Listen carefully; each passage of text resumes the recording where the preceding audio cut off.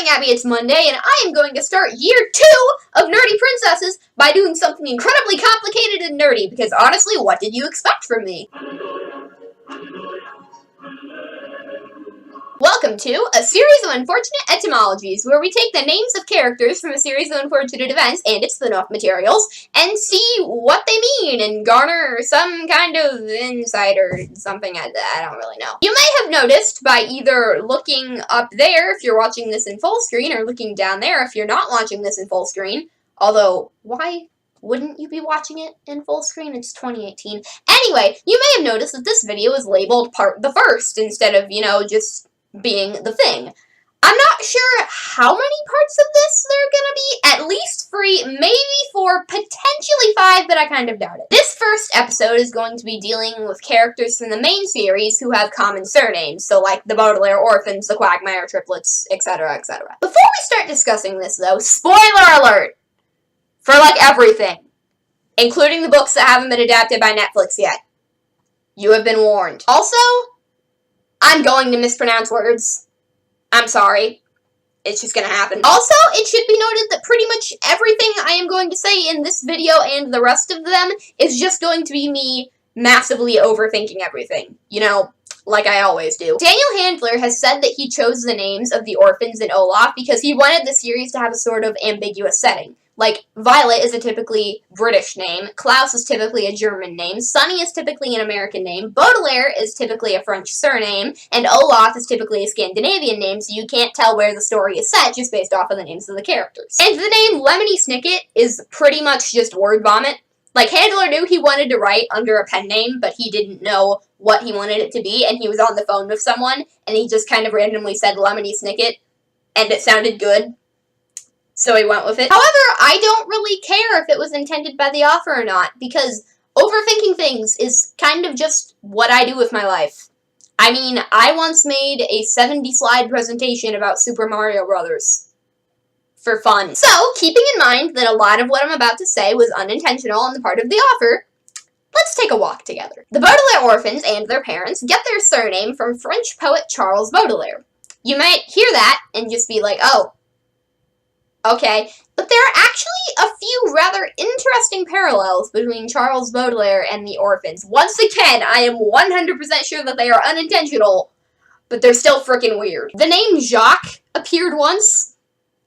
It's probably irrelevant, but I mean, it still got me excited. And then there's also the fact that he attended a boarding school and then got kicked out for a really stupid reason. And then after a while, he was deemed unable to manage his own finances, and a lawyer was put in charge of his family fortune for him.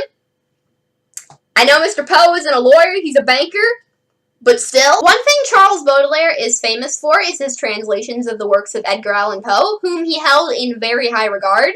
And I think the fact that the Baudelaire parents and Mr. Poe are said to be, like, really good friends, and the Baudelaire parents trust him unconditionally, even though he's an idiot, is supposed to be a reference to this. Although I have not had the chance to read any of Charles Baudelaire's poems, they sound pretty interesting, to say the least. Let's talk about violet. The word violet has 2 meanings. It can refer to the color or to the flower, which is named after the color because that's the color that the flower is. Great job, guys. Very creative. 10 out of 10. The color violet was often used to symbolize royalty back in the day, but nowadays it's often used to symbolize peace and serenity, which I think is very fitting considering that violet seems to be the least likely of the Baudelaire orphans to have an emotional outburst. The flower violet, depending on what color it is, can symbolize innocence, love, loyalty, or modesty, which I think is very fitting for Violet considering that she's a very innocent child who does not deserve anything that has happened to her. She has great love for her siblings and is very loyal to them, and she's very modest and never brags about her accomplishments or whatever, unlike a certain one-eyebrowed serial arsonist. Klaus is a shortened form of the name Nikolaus, which is just a German form of the name Nicholas. Nicholas has Greek roots and means victory of the people. I find that amusing, because, I mean, since when have the orphans ever been, like, consistently victorious? Never? Okay, good, we're all on the same page. And sunny is literally just the word sunny, which can also be taken to mean cheerful. I love that our protagonists have such, like, cheerful and happy names, almost as if we're about to read about the luckiest kids in the world, and then the actual series is just like, death, child abuse, depression, death. So, upon just randomly Googling the name Beatrice, I discovered that it is actually the name of a blog about books. Is that not just the most fitting thing that you have ever heard in your entire life? However, I sincerely doubt that there is any sort of connection between those two things. It's much more likely that Beatrice was named after the woman that Dante, I'm not saying his last name, fell in love with and then proceeded to reference in many of his works, because the similarities between Dante's relationship with his Beatrice and Lemony's relationship with his Beatrice are kind of terrifying. So, Dante met and fell in love with his Beatrice at around the age of 9. However, his Beatrice was in an arranged marriage, and she ended up getting married to someone else and dying afterwards, and Dante proceeded to use her as inspiration for many of his literary works. Wow! Apparently Klaus Baudelaire also wrote a poem called Beatrice, so maybe it's supposed to be a reference to that, but I am not smart enough to understand what that poem means, so I cannot draw any connections from it. As for the actual meaning of the name, it is the Italian form of the name Beatrix with an X. That name is believed to come from the name Beatrix, which is the feminine form of the Latin name Viator, which means voyager or traveler. It's believed that Beatrix was mixed with the Latin word beatus, meaning blessed or happy, which is fitting, considering how happy Beatrice made Lemony feel. You know, before she broke up with him to marry Bertrand, and then proceeded to die. Moving on to Bertrand, I am 100% sure this is just a pure coincidence, once again, but apparently there is this, like, food powder thing that supposedly combined a bunch of nutrients from a bunch of different foods together, and they called it Bertrand, and when I think of combining and food in the same sentence, I think of the horseradish tree. And I just keep scrolling down these people's website, and they just keep using the word Bertrand excessively, which leads to many funny moments. Like, they're just like, what are the ingredients of Bertrand? And I'm just like, I don't know, he's dead. That was harsh. I apologize. Moving on from that, there is a famous philosopher by the name of Bertrand Russell. However, I don't really have much insight to provide from that, other than that he was really into epistemology, and the night before the trial in the 12th book, the Baudelaires were sent to sleep in room 121. Coincidentally, Olaf was sent to sleep in room 165. The name Bertrand is a combination of two Germanic elements that, when put together, mean bright rim. Bertrand is often confused with Bertram, which is a combination of two Germanic elements that, when put together, mean bright raven. And I still have no idea what this name means, other than that maybe Bertrand is connected to the village of foul devotees somehow. Now that we've ended on a rather confusing note with Bertrand, we are officially done with the Baudelaires, which means we can start talking about the Quagmires. Apparently there is a character on the TV show Family Guy whose last name is Quagmire. I don't think that was intentional. As mentioned in the books, a quagmire can be a word for a particularly puzzling problem, but it can also be a word for a soft, boggy area of land that gives way underfoot. In case you're wondering why the Quagmire parents thought it would be a good idea to name two of their children Duncan and Isadora, it turns out that there is a rather famous dancer by the name of Isadora Duncan.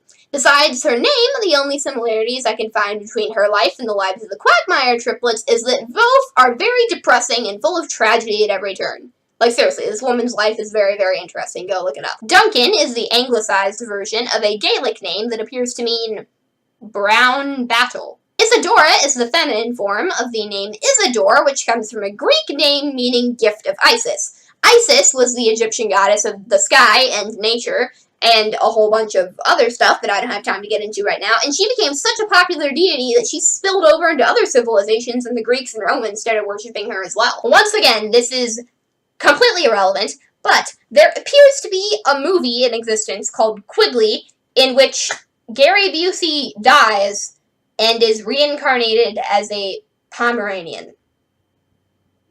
Why? Quigley comes from an Irish surname that means descendant of that word, and apparently that word is in itself a name that means untidy.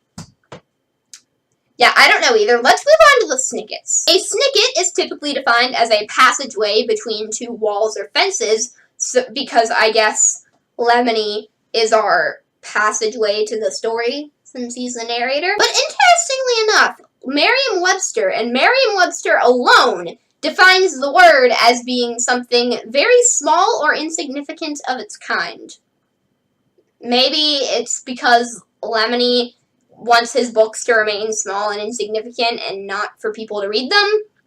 Or maybe it's because Jacques Snicket played such a small and insignificant role in the books that they felt the need to hire Nathan Fillion to play him in the TV show. I really don't know, guys. Lemony is just an adjective used to describe things that are like lemons.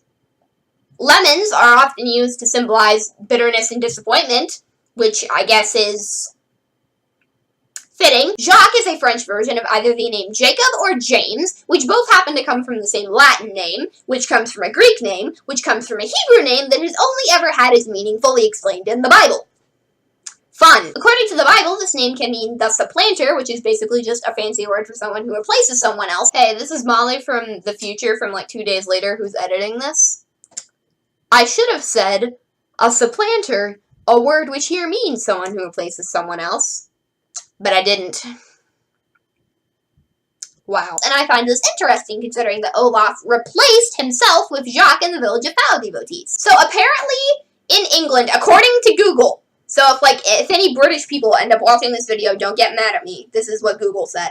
Apparently in England, the word kit can be like a verb for providing someone with the proper clothing, which is amusing to me because in book 12, Kit basically just shows up, drives the taxi for a bit, exposits a bit, and then hands the Baudelaires the proper clothing for their concierge duties in the hotel, and then just leaves. Like, I really hope that was intentional, but at the same time, I hope it wasn't, because that would be a beautiful coincidence. The name Kit can either be a diminutive of Christopher or Catherine. I'm assuming that in this case it's Catherine, considering that Kit is a girl. But I am too lazy to go the Catherine route, because the name Catherine has so many etymologies. In fact, you could even say that it's an abundance of Catherine etymologies. I'll see myself out.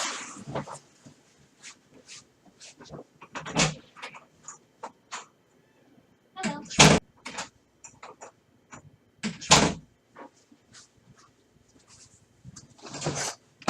So real talk, I just had to leave my camera running for like almost 2 minutes because my brother was outside and I didn't want him to be like, why did you just walk out of the room? And then Christopher just means bearing Christ. Like, I thought that the only things Kit was bearing was grief, depression, and a baby, but apparently now she's also bearing some Jesus or something. Oh goodness, now people are probably gonna make jokes about Beatrice Snicket being like the second coming. And now we can finally move on to the last set of characters that I'm covering in this episode, Esme and Jerome Squalor. As you probably know, living in squalor basically just means that you're living in a constant state of filth and misery all the time, which is somehow both ironic for these two, considering that they live in an expensive penthouse apartment and can afford all sorts of expensive things, and true, considering that they're in an abusive, unhappy relationship, and the only reason Esme married Jerome is because he owns the penthouse, and the penthouse happens to have under it a direct secret passageway to the Baudelaire mansion, which would be convenient for someone who wanted to, oh, I don't know, set it on fire. Apparently Esme is the name of a character from the Twilight Saga. I care so much. There is a J.D. Salinger story called For Esme with Love and Squalor that I kind of have to assume is being referenced with this character's name. However, the Esme in this story is an actual nice person, whereas the Esme in the series of unfortunate events is not. Hey, it's Molly from the future again. Apparently I somehow managed to lose the footage in which I explained what the name Esme meant. So, we're just gonna do it now. Esme comes from a French word meaning esteemed or loved. I mean, I guess it's fitting in universe since she apparently has an entire fan club worshipping her. But, in real life, I'm pretty sure that the entirety of the planet would disagree, because Esme Squalor is a horrible person, and I loathe her, and I think you have been able to tell that so far, considering all the dramatic silence I put in the last take. Jerome comes from a Greek word meaning sacred name. So the next time someone comes up to you and is like, "Hi, my name is Jerome," what they're literally saying to you is, "Hi, my name is Name." That holds absolutely no relevance to these books. I just find it amusing. And that is all I have for you lovely people today. Next week, we are going to be looking at some of the characters from the main series who don't share a surname with anyone, such as Olaf and Wittershins, and I don't know why my brain jumped directly to Wittershins. I don't even really like him. Abby, I'll see you on Friday.